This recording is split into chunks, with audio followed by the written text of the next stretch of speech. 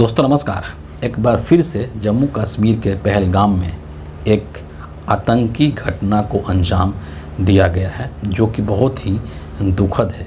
और इस आतंकी घटना के बारे में जो रिपोर्ट अभी तक बताई जा रही है, हालांकि इसका कोई आधिकारिक पुष्टि नहीं है, लेकिन फिर भी बहुत सारी चीज़ें सोशल मीडिया पर बाहर निकल कर के आ रही है और उसमें ये चीज़ बताया जा रहा है कि इस आतंकी घटना में तकरीबन 26-27 लोगों की मृत्यु हुई है और कई दर्जन लोग, 2 दर्जन या इससे अधिक लोग जो हैं वो इस आतंकी घटना में घायल हो चुके हैं। कुछ लोग बहुत ही गंभीर रूप से घायल हुए हैं। ये जो आतंकी घटना हुआ है जम्मू कश्मीर के अंदर पहलगाम में, इसकी जिम्मेदारी भी ले ली गई है। लश्कर-ए-तैयबा है जो कि आतंकवादी संगठन है, इसी के कोई सहयोगी संगठन है जिसने कि इस हमले की जिम्मेदारी ले ली है। और ये जब हमला हुआ है, इसके कुछ वीडियो क्लिप्स भी सामने निकल कर के आए हैं, देखने को मिल रहे हैं। लोग सोशल मीडिया पर शेयर भी कर रहे हैं, लेकिन वो जो तस्वीर है, वो जो विजुअल्स हैं, वो बहुत ही हृदय विदारक हैं। उसको देख करके आपका जो रूह जो है वो काँप जाएगा। किस तरीके से छोटे छोटे जो बच्चे हैं वो चिल्ला रहे हैं अपनी जान बचाने के लिए। लोग, सैलानी जो हैं, जो वहाँ पर गए थे घूमने के लिए, वो भाग रहे हैं। बहुत ही दुखद ये घटना हुई है और इस घटना में जो भी लोग शामिल हैं, जो भी आतंकवादी पकड़े जाते हैं, उनको कड़ी से कड़ी सज़ा दी जानी चाहिए, उनको फांसी की सज़ा दी जानी चाहिए। ऐसा हर हिंदुस्तानी चाहता है। हर हिंदुस्तानी के मन में इस पहलगाम घटना को लेकर के बहुत ही आक्रोश है, बहुत ही रोष है। लेकिन इस घटना का एक दूसरा पक्ष ये भी है कि आपको बहुत ज़्यादा इमोशनल होने के जगह पर कुछ सवालात ज़रूर पूछने चाहिए। इस देश के सरकार से सवाल पूछना चाहिए, इस देश के सत्ता में जो लोग बैठे हुए हैं उनसे भी सवाल पूछना चाहिए। और ये जो घटना हुआ है, इसके क्या कारण हैं, उसके तह तक जानने की ज़रूरत है। लेकिन अभी जो सोशल मीडिया है उस पर क्या चल रहा है, जो गोदी मीडिया के न्यूज़ चैनल्स हैं उस पर क्या चल रहा है, उस पर सिर्फ इसको हिंदू मुस्लिम का रंग देने की कोशिश की जा रही है। हो सकता है भारत सरकार के तरफ से इसका कोई ऑफिशियल, कोई औपचारिक घोषणा नहीं किया गया है। और ये भी हो सकता है कि मरने वाले लोगों में अधिकांश जो लोग हैं वो हिंदू हैं, लेकिन मरने वालों में मुसलमान भी हैं। जो लोग मरे हैं उनकी धार्मिक पहचान को लेकर के भारत सरकार ने अभी तक कोई घोषणा नहीं की है, कोई लिस्ट भारत सरकार ने जारी नहीं की है। उसमें सिर्फ हिंदू ही मरे हैं, कोई मुसलमान उसमें नहीं मरा है, कोई मुसलमान उसमें घायल नहीं हुआ है।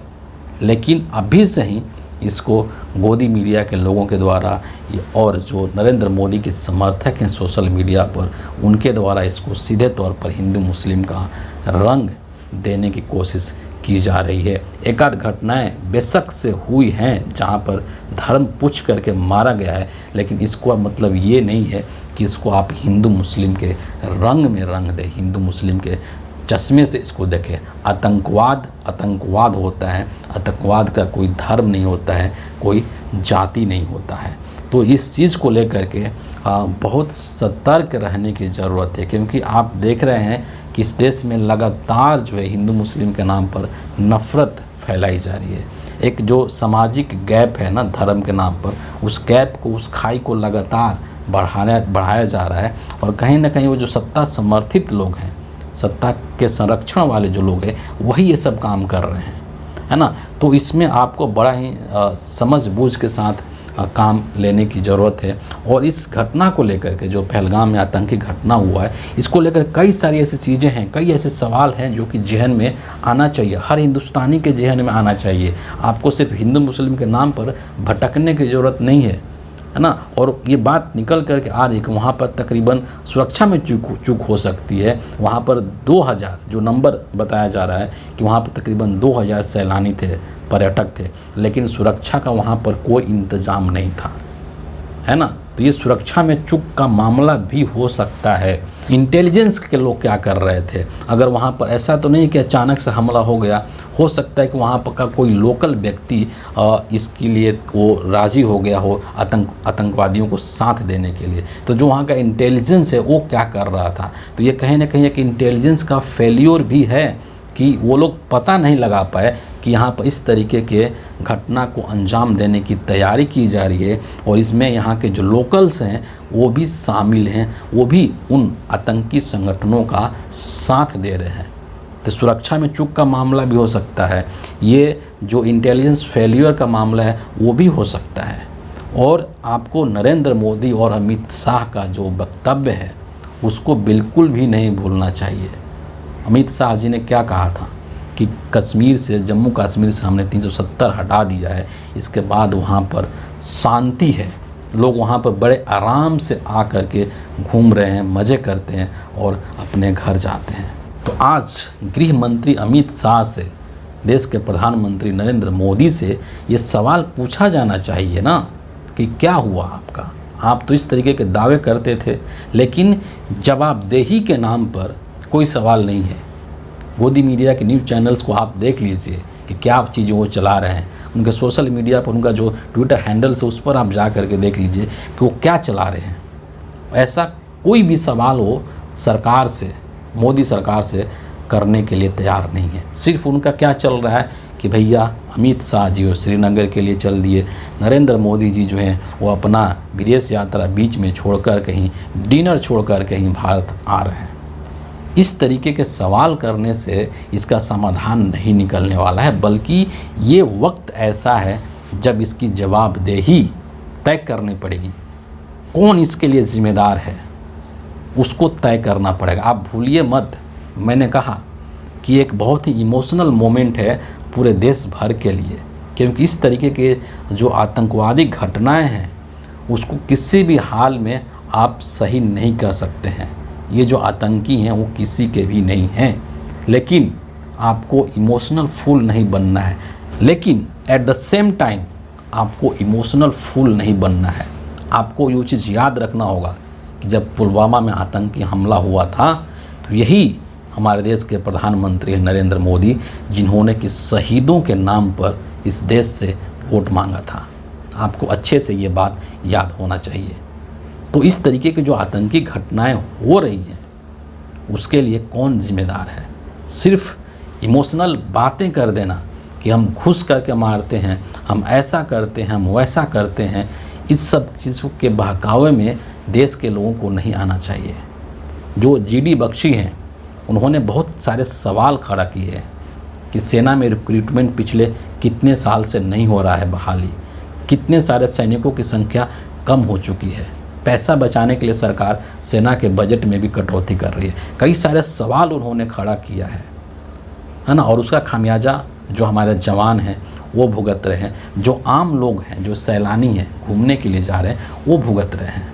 और इसीलिए मैं कह रहा हूँ कि इसको लेकर के आपको इमोशनल फुल बनने की ज़रूरत नहीं है, बल्कि अपनी चेतना को जागृत कीजिए, अपने चिंतन मनन और लॉजिक और रीजनिंग को बढ़ाइए और सवाल पूछिए, सही सवाल पूछिए सरकार से कि इसके लिए कौन जवाबदेह है, इसके लिए कौन जिम्मेदार है। पुलवामा में जब आतंकी घटना हुआ था, आप पूर्व गवर्नर सत्यपाल मलिक का इंटरव्यू आपने कई बार सुना होगा अलग अलग प्लेटफॉर्म पे। उन्होंने उस घटनाक्रम को लेकर के क्या कहा था उसको मैं यहाँ पर दोहराना नहीं चाहता हूँ।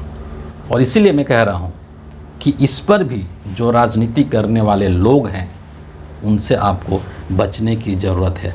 आपको अपना जो इमोशनल इंटेलिजेंस है उसको इस्तेमाल करने की ज़रूरत है और सोचने की ज़रूरत है, विचार करने की ज़रूरत है, चिंतन और मंथन करने की ज़रूरत है कि ये सब आतंकी घटनाएं आखिर क्यों हो रही हैं, इसके पीछे क्या कारण है और कब ये बंद होंगी। सरकार इसको ख़त्म करने के लिए क्या कर रही है उपाय। सिर्फ संसद भवन के अंदर और रैलियों में भाषण दे देने से आतंकवादी घटना ख़त्म नहीं हो जाएगी। आपको याद है, एक और चीज़ मैं आपको यहाँ पर याद दिलाना चाहूँगा, जब नोटबंदी नरेंद्र मोदी जी ने किया था, क्या बोले थे कि नोटबंदी करके हम नक्सलवाद का कमर तोड़ दिए हैं, है ना। मोदी जी ने ये कहा था, अमित शाह जी ने कहा था कि 370 हटा करके हमने आतंकवाद का कमर तोड़ दिया है, आतंकवाद को ख़त्म कर दिया है हमने। तो फिर ये सब चीज़ें कैसे हो रही हैं भाई? इस चीज़ को सवाल तो पूछना चाहिए। लेकिन देश की जो मेन स्ट्रीम मीडिया है, so called main stream media है, वो इस तरीके के सवाल बिल्कुल भी नहीं पूछ रही है और पूरे देश को एक कहते हैं ना कि इमोशनल डायरेक्शन में लेकर के जाने की कोशिश की जा रही है। हिंदू मुस्लिम का रंग इसको देने की कोशिश किया जा रहा है, जो कि मेरे हिसाब से उचित नहीं है, बल्कि इस पर सही और सटीक कार्रवाई करने की ज़रूरत है। इसके कारणों को ढूंढने की ज़रूरत है, उसके तह तक, उसके जड़ में जाने की ज़रूरत है कि भैया आखिर ये सब चीज़ें हो क्यों रही है।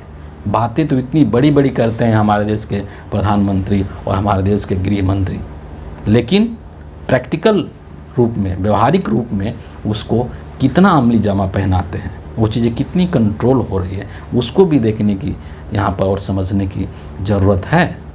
तो फिलहाल इस वीडियो के लिए इतना ही है, और इस घटनाक्रम को लेकर के और भी कोई अपडेट आता है कि सरकार क्या कर रही है, हमारी मोदी सरकार क्या कर रही है, हमारे गृह मंत्री क्या कर रहे हैं, तो ज़रूर मैं आपसे शेयर करूंगा और अगले वीडियो में आपसे फिर मुलाकात होगी। तब तक के लिए बहुत बहुत धन्यवाद। अपना ख्याल रखें, अपनों का ख्याल रखें, सजग रहें, जागरूक रहें, यही मेरा आप सभी से रिक्वेस्ट है।